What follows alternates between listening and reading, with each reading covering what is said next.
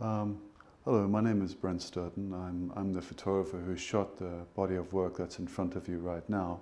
Firstly, I really want to apologize that I can't be in the Ukraine, in Kiev, on this occasion.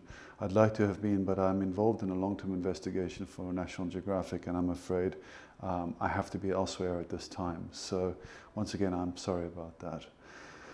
You know, I've been to Ukraine twice, 5 years ago and recently, to look at the AIDS crisis within Ukraine. And certain things have changed and certain things have remained the same. On both occasions, I've met remarkable people, people who have come from backgrounds where they have no reason to have hope in their lives, but have, maintained such character that it's really been a privilege to work with them.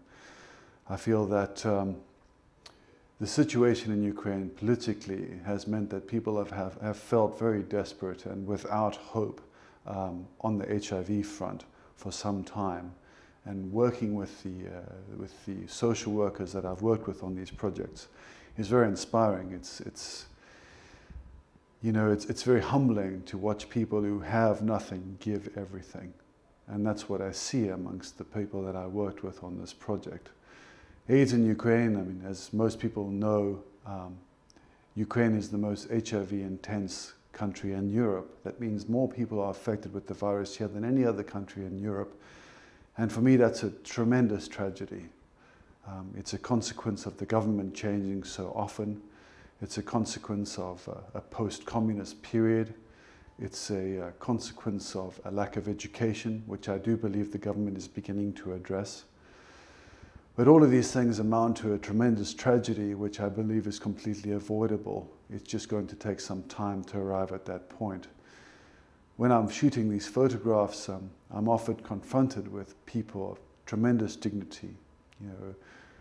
People often look at drug addicts and associate them with criminality. They look at HIV-positive people, and in the Ukraine, in many cases, have associated that with criminality. The thing is, whether you call an HIV-positive person a criminal or not, you have to acknowledge that AIDS affects everyone, that the HIV virus is not something that happens in isolation, it touches all of us. So whether you are the son or the parent or the daughter or the wife of a person who is HIV positive, it's not just the person with the virus that is affected. And the sooner that we all recognize that, the sooner we all arrive at a point of some enlightenment when it comes to this disease. I hope that looking at these pictures, gives some sense of the dignity of the people in these images. Secondly, the suffering that they're obviously going through.